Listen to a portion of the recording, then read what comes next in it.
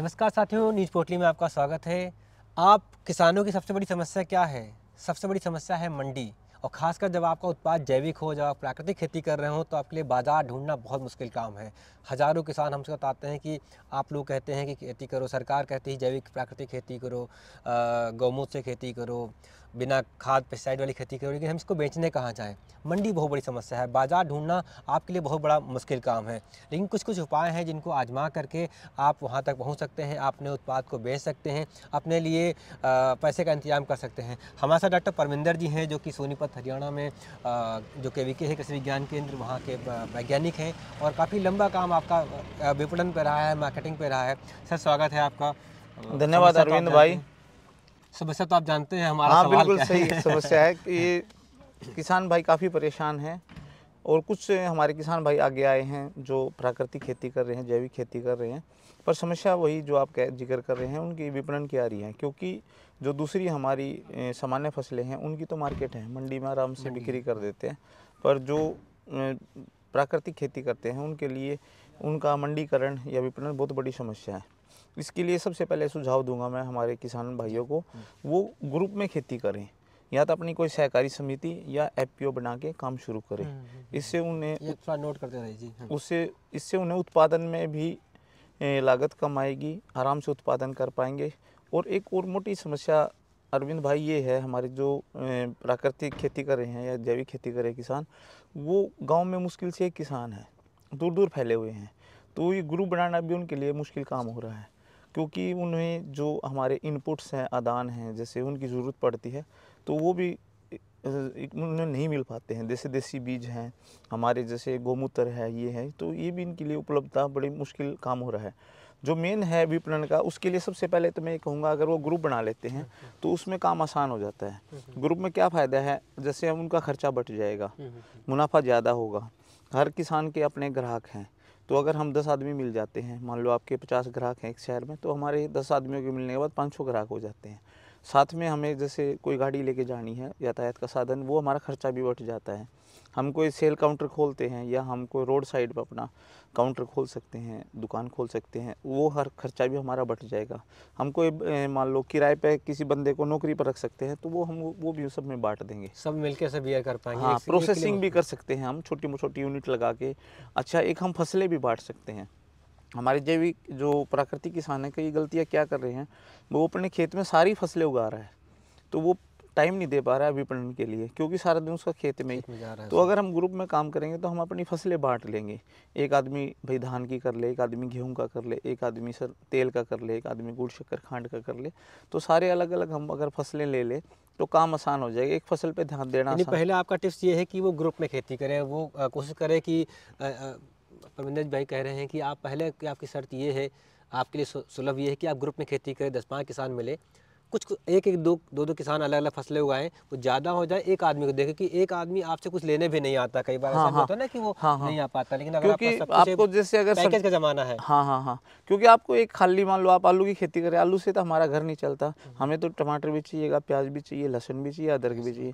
तो अगर हम सारे किसान भाई मिलकर ग्रुप में अपनी अपनी फसलें बांट लेते हैं, या हम क्या कर सकते हैं, दूसरे जो मान लो हमारे दूसरे किसान हैं, मान लो हमारे पंचकुला के मोरनी एरिया के हैं, अदरक वहाँ पे होता है, या दूसरी फसलें दूसरे, तो हम अगर ग्रुप में करते हैं तो दूसरे किसानों से भी हम मंगवा सकते हैं, वो भी हमारे ग्रुप में आएगा, तो हमारा जो यातायात का खर्चा है वो भी बच जाएगा। तो उसमें हमारी एक अरविंद भाई पूरी दुकान जम जाती है। अगर जितना हमारे सामान ज़्यादा होगा उतने ग्राहक हमारे ज़्यादा आएंगे, क्यों, हम ग्राहक को पता है भाई उसके खेत में हमें सारा सामान मिलेगा। या हम अपना कोई सेल काउंटर खोल लेंगे तो उस पर हम अपनी सारी चीज़ों की बिक्री कर सकते हैं। तो दूसरा इसका तरीका है, हम किसान बाज़ार लगा सकते हैं। जैसे हमारे बड़े शहरों में लगता है, गुड़गांव में लगता है, मार्केट लगती है, चंडीगढ़ में सुखना लेक पे लगती है, दिल्ली में, हाँ, मुंबई में सब जगह लगने लगी। तो अगर किसान भाई मिल के काम करेंगे तो हम जिला स्तर पर भी लगा सकते हैं। या हमारा कोई ऐसा शहर में है, जैसे कोर्ट है या हमारा बस स्टैंड है, रेलवे स्टेशन है, अगर ग्रुप में काम करें तो हमें प्रशासन से भी मदद मिल जाती है। या कोई अच्छा रोड गुजर रहा है तो वहाँ पे भी हम अपना काउंटर खोल सकते हैं, तो वो बाज़ार लगा सकते हैं। इसके अलावा हमारा एक और है, सामुदायिक समर्थित कृषि बोलते हैं इसको। उसमें क्या होता है, जैसे सामुदायिक कृषि समर्थित कृषि CSA बोलते हैं। तो इसमें क्या करता है, जैसे हमने एक ग्रुप बनवा दिया फार्मर्स का, जैसे हम भी हमारे अपने किसान भाइयों को प्रेरित करते हैं भी आप ग्रुप में काम कर लो। तो मैं जब मान लो आप उनको हम 30-40 फैमिली दे देते हैं शहर की, कम्युनिटी सपोर्टेड एग्रीकल्चर बोलते हैं इसको हम। तो उसमें हम क्या करते हैं, वो मान लो उनको हमने 20 परिवार दे दिए, तो 20 परिवार की हम पूरा साल भर की उनकी जो ज़रूरतें होती हैं, जैसे अनाज है, दालें हैं, दूध दही है, घी है, शहद है, सारी चीज़ें हम ग्रुप वालों को बता देते हैं। तो जैसे मैं बता रहा था, वो अलग अलग फसलें करेंगे तो सब अपने अपने काम बांट लेंगे।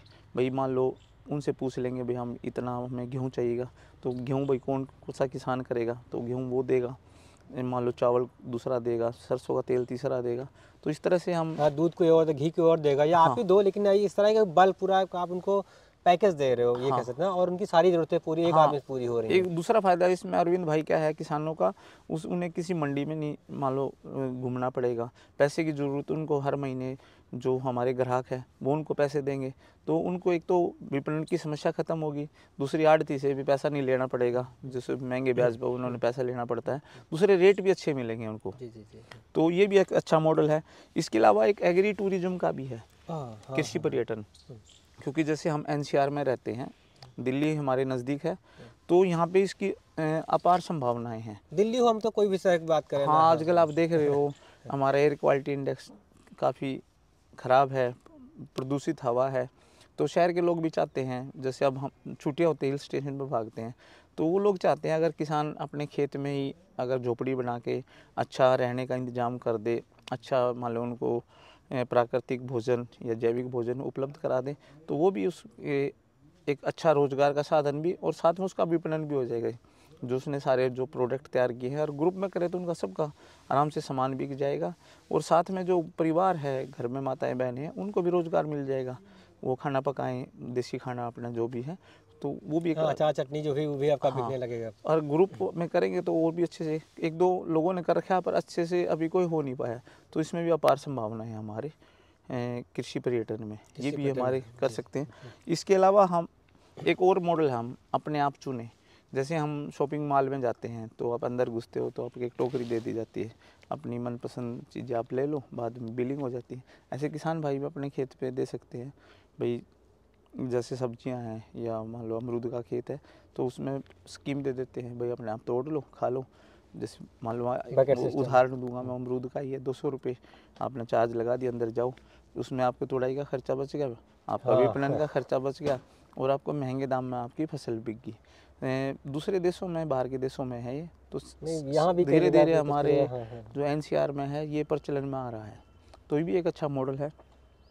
इसके अलावा है एक सड़क के साथ बिक्री के अंदर, ये भी एक अच्छा मॉडल है। आप देख रहे होगे हमारे किसान भाई जैसे जो रोड गुजर रहे हैं आजकल, सरकार की तरफ से भी सड़कों का जाल बिछाया हुआ है, अच्छे रोड बने हुए अच्छे हैं, रोड बने हैं। तो किसान भाई मिलकर अगर या तो आप उसके खेत से कोई रोड गुजर रहा हो वहाँ पे कर सकते हैं, या कोई मेन रोड है तो वहाँ पे अपना स्टॉल लगा के या कोई अपना झोपड़ी बना के अपनी दुकान बना सकते हैं, तो वो भी एक बिक्री का अच्छा साधन है, उसमें अच्छा भाव मिलता है और साथ साथ नकद पैसे मिलते हैं क्योंकि ग्राहक तुरंत भुगतान करता है। इसमें थोड़ा सा ये कई बार मौसम वो है उस दिन तो थोड़ी समस्या आती है। थोड़ी झिझक भी रहती है, कई बार लोगों को झिझक भी हाँ रहती है कि और एक मैं किसान भाइयों से और रिक्वेस्ट करूँगा तो थोड़ी सी वो शर्म छोड़ दें। हमारे किसानों को है ना, पैदा तो सब कुछ कर लेते हैं, बिक्री करते टाइम उन्हें शर्म आती है, झिझक होती है। लेकिन वो उनका उत्पाद है, काहे की सर, मतलब अपने बेचना है। हाँ उसमें क्या है, जैसे अगर हम ये जो सीधी बिक्री करते हैं तो इसमें हम एक फसल एक उत्पाद बेच रहे होते हैं।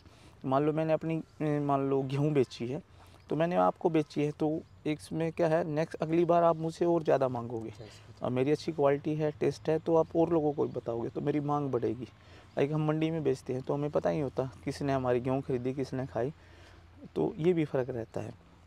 इसके अलावा हम ऑनलाइन भी बिक्री कर सकते हैं क्योंकि खूब मांग है ऑनलाइन में। हम इसमें जैसे हमारे कई किसान भाई कर रहे हैं तो लोग कुरियर चार्ज भी देने को तैयार हैं।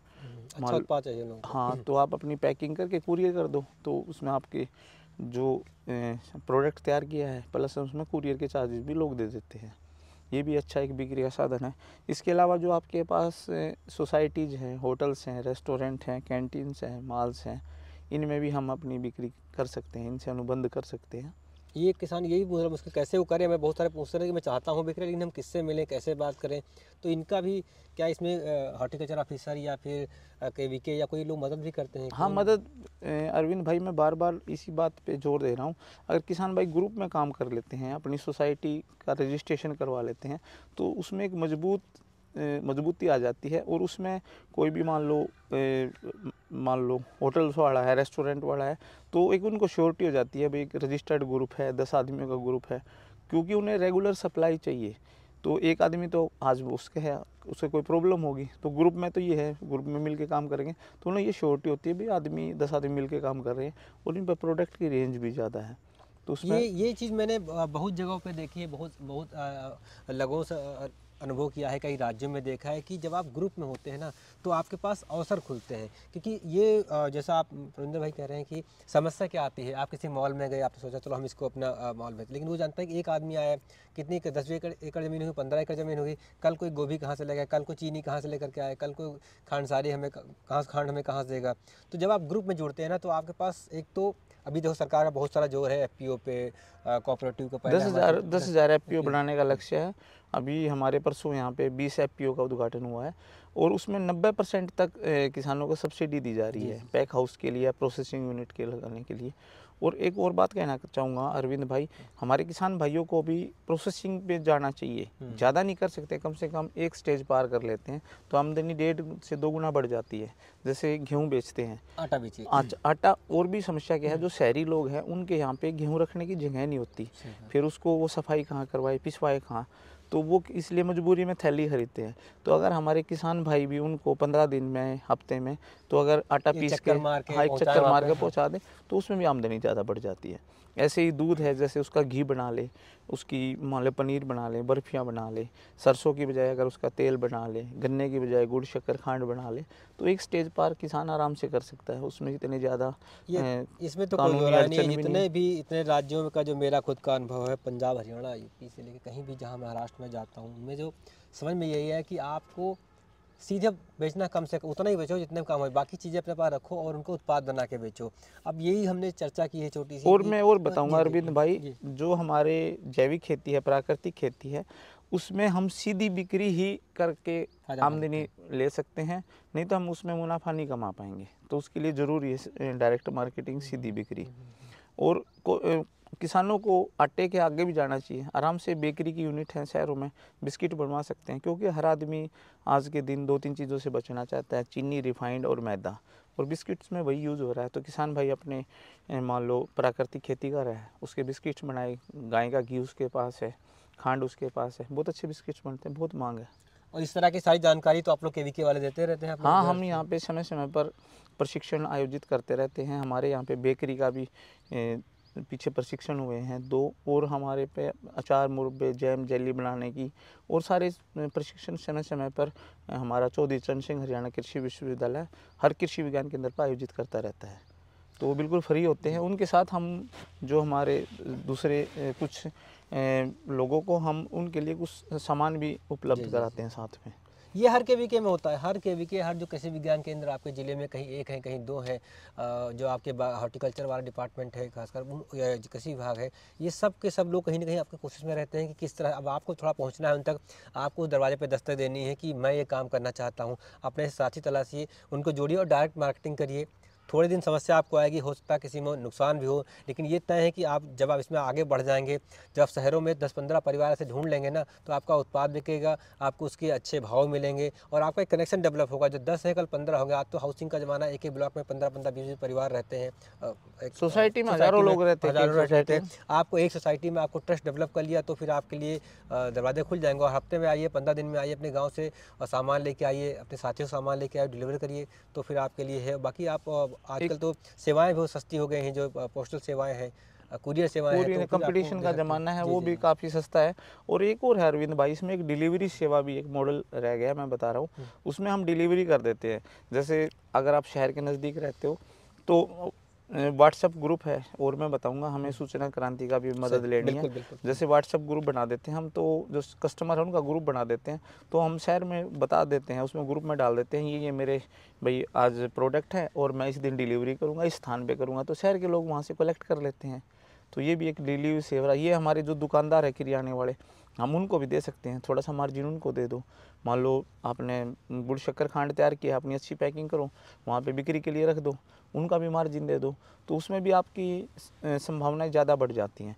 क्योंकि पूरे शहर के जो किराने वाले हैं, क्यों ये जो हमारे जो नेचुरल प्रोडक्ट हैं, ये मांग बहुत है और हम आपूर्ति नहीं कर पा रहे हैं। तो फिर थोड़ा कुछ लोग उसका फ़ायदा उठाते हैं, जो कुछ ही लोग उसका फ़ायदा उठाते हैं, बाकी ज़्यादातर जो किसान है बेचारे पीछे छूट जा रहे हाँ, हैं। पीछे वही है ना, क्योंकि किसान को दोनों काम करने बड़े मुश्किल हो जाते हैं। अब वो पैदा करे या मार्केटिंग करे, उसके लिए अगर ग्रुप में काम कर ले तो हम कुछ आदमी तो पैदा कर लें, जैसे काम बांट लेंगे, एक दो आदमी को हम स्पेशल यही काम दे देंगे, भाई आपने मार्केटिंग करनी है, तो उसमें से पूरे ग्रुप को फ़ायदा होता है। उसमें लागत भी जो कम होती है और हमारी आमदनी भी ज़्यादा होती है। चलिए सर, तो ये छोटी-छोटी बातें थी जो मुझे लगा आपके काम आएँगी।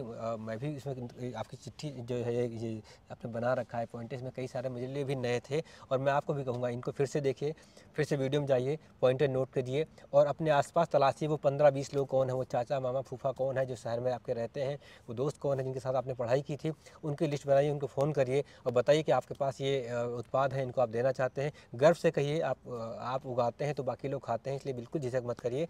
और ये सब अच्छा लगा हो तो अपने कमेंट में बताइएगा हमारे कि हमारी वार्ता कैसी लगी। बहुत और सारा काम और करते रहते हैं नीच पोटली पे, वो आप अरविंद भाई, देखिएगा। मैं एक और भी बताऊंगा। लास्ट बताइए हमारे जी। जो किसान हैं जो प्राकृतिक खेती कर रहे हैं, वो जो भी काम करें उसकी छोटी छोटी वीडियो बना ले, हाँ रिकॉर्ड कर हाँ, ले ये और सही। उसको व्हाट्सएप पे अपने स्टेटस लगा दें।